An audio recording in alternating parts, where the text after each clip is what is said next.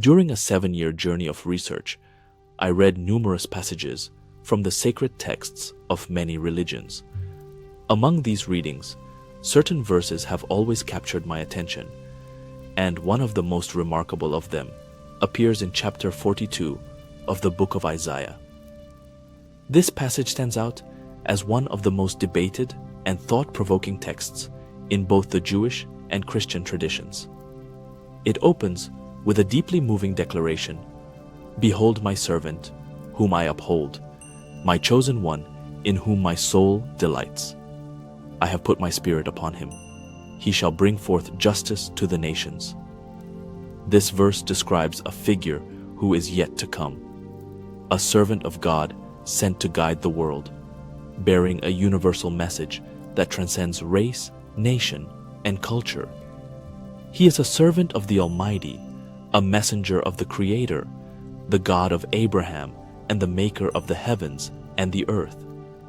This individual is not a king or a military leader, nor is he the Son of God. Rather, he carries a prophetic and reformative mission to bring forth truth and establish justice on earth. The nations, it says, will wait for his law. Christian interpreters have traditionally understood this passage as a reference to Jesus Christ. Yet in my view, there are qualities and geographic indicators in the same chapter that point to another prophet, a servant chosen by the God of Abraham, destined to reach all nations. After describing the nature and mission of this chosen servant, the text begins to mention the regions that will rejoice at his coming. Let the wilderness and its towns raise their voices. Let the settlements where Kedar lives rejoice. Let the people of Sela sing for joy. Let them shout from the mountaintops. This part of the prophecy highlights two very specific names, Kedar and Sela.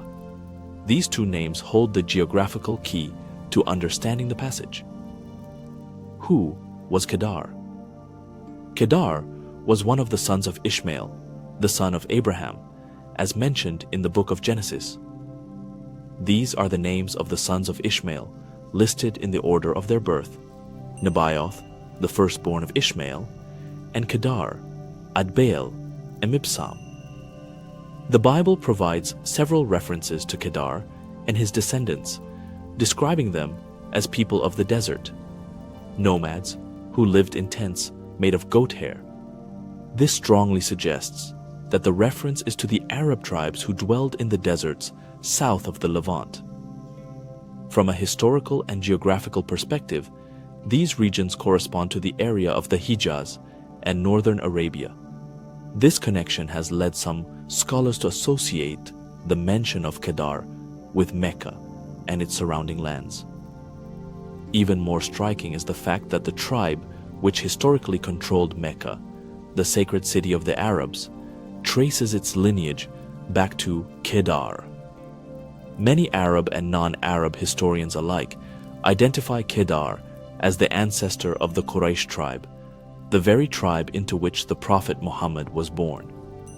This opens the door to a new interpretation, that the prophecy in Isaiah 42 could be referring to a future prophet who would arise from the lands of Arabia, specifically from the descendants of Ishmael.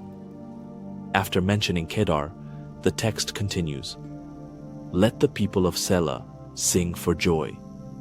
Sela is the name of a mountain still known today in the city of Medina, the second holiest city in Islam, located in present-day Saudi Arabia. The mountain of Sela stands close to the Prophet's mosque, roughly 500 meters away, and its location remains clearly identifiable.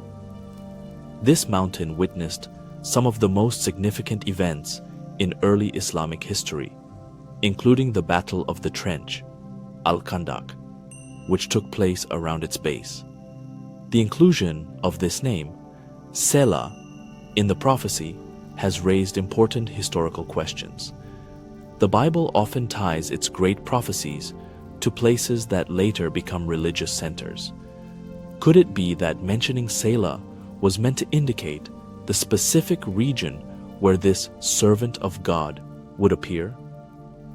When the mention of Sela is combined with that of Kedar, the son of Ishmael, it strongly suggests that the event being foretold would take place in the land of the Arabs, not in the land of Israel. It is noteworthy that several Jewish tribes appeared to have understood this prophecy in a similar way. Many believed that a chosen prophet would arise from the descendants of Ishmael, Abraham's firstborn son, and that he would dwell in the city near the mountain of Sela. Historians suggest that the migration of Jewish tribes such as Banu Qurayza, Banu Nadir, from Palestine to Yathrib, the old name, of Medina, after Roman persecution and political upheaval was not merely for safety. Part of their motivation, according to old traditions, was their anticipation of the coming of this prophesied figure mentioned in Isaiah. This brings us to another passage in the Bible that has long captured my attention. Psalm 84. Blessed are those whose strength is in you, whose hearts are set on pilgrimage. As they pass through the valley of Baca, they make it a place of springs. The autumn rains also cover it with blessings. In this verse, the people described are blessed for their devotion to God, and it is said that they pass through a valley called Baca, where there is a spring or well of water. But what is this valley, and where is it located? To answer this, we turn to the Quran, which states, "Indeed, the first house of worship established for mankind was that at Baca, blessed and a guidance for the worlds." Quran 396. Here, the name Baca refers to the ancient name of Mecca, the first and holiest city in Islam, a valley surrounded by mountains. Remarkably, the biblical text speaks of a house of God in this very place.